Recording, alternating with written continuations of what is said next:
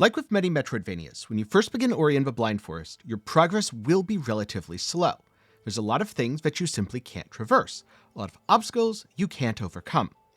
But as you keep going through the game, you'll unlock different skills. And with each skill Ori gains, you gain access to new areas, new ways to deal with enemies, and overall the game feel gets way better. And so today, I'm going to be talking about all the skills, what they do, how to use them, how they can solve puzzles for you, all that fun stuff. Because some of the skills directly enhance Ori's combat abilities. Others are specifically puzzle solving or traversal. And then a lot of them actually have applications for both. So first up, how do you unlock these skills? You do so with light from the ancestral trees. And pretty much every zone in Ori has one. After you find it, you'll usually be able to access areas of a zone that you previously couldn't, allowing you to continue your progression forwards. Now for a good example of this, these stones slam down way too quickly, crushing Ori if you try to go through.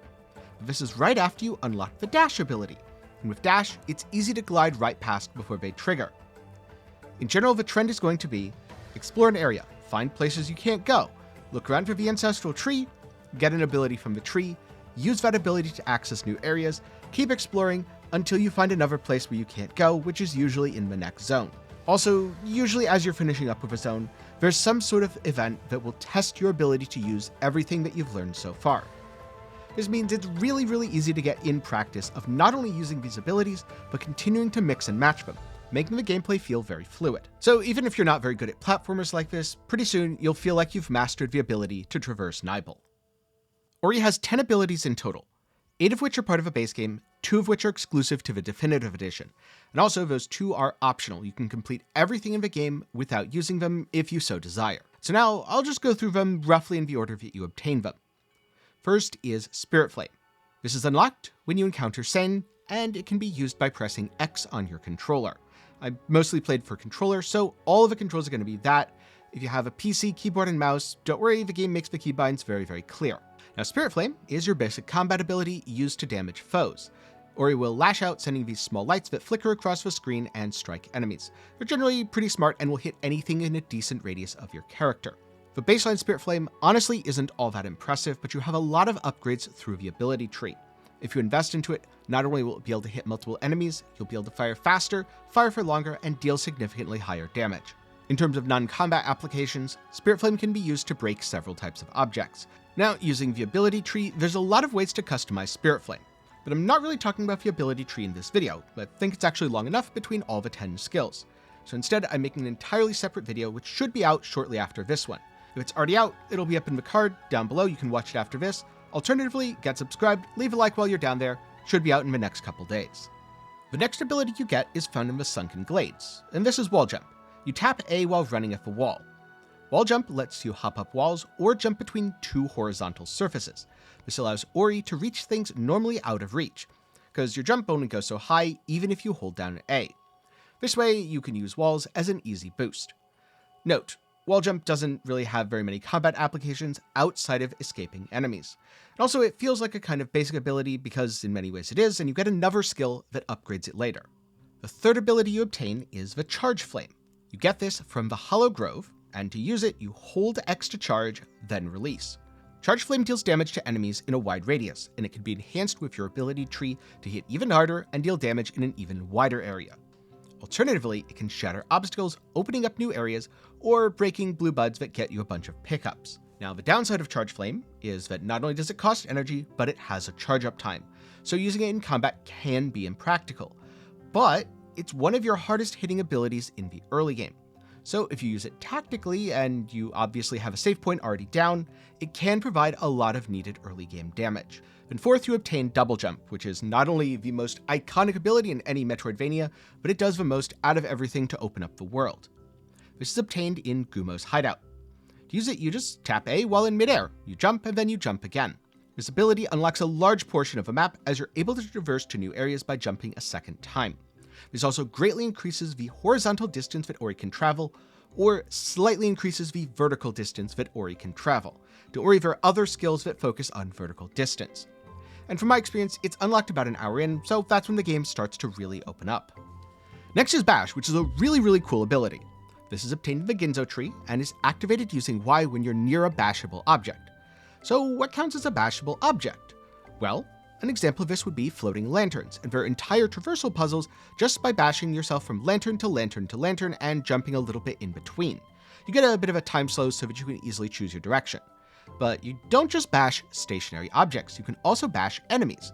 This can be used to parry them, deflecting their projectiles, or knocking them into spikes. Also, bash can kind of be combined. Say an enemy fires a projectile at you, well, you can bash yourself in the opposite direction of the ground, allowing you to fly or reach new heights, while also deflecting the projectile in midair. The same can be done with enemies, and yes, this is part of the game's puzzle design. Personally, I really like how bash takes a bog standard parry mechanic and turns it into a traversal, while also keeping its combat utility. Then you have Stomp, which is obtained in the Thornfelt Swamp. You press down while you're in midair to slam into the ground. This ability is great for interacting with certain puzzles or breaking barriers. It's also a versatile combat move with a wide damage, and it also knocks enemy projectiles away, so those slimes that are super annoying, that shoot stuff at you, yeah, just knock all that stuff away, never worry about dying to a slime again.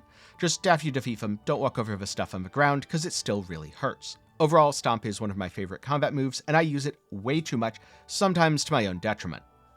Then you have Kuro's Feather. Why pretend to fly when you can actually fly, or at the very least fall with style? It's obtained by distracting Kuro with a bonk to the head before the Misty Woods, and activated with right trigger. At first, the feather just gives you the ability to glide, which slows your fall, making you much more able to move with aerial precision and often setting up perfect bashes to gain height. Later on, you activate updrafts around the land of Nibel. This means you can rapidly ascend by riding the wind. Now, after getting the feather, you proceed onto the Misty Woods and obtain Climb, which is activated by holding right trigger when you're on a wall. Instead of simply jumping, now Ori can remain stationary. This allows you a lot more precision when dealing with these surfaces. Say you want to position around spikes carefully or set up a jump, maybe use some of the later abilities like the charge jump. Yup, Climb is absolutely perfect for all of these things. Now, in general, the game's movement is quite smooth, so I didn't feel like a lack of precision was necessarily a problem, except when I was being a little impatient. But having this climb and being able to just stand still, take my time, breathe, think about things, definitely made the game a lot easier to manage.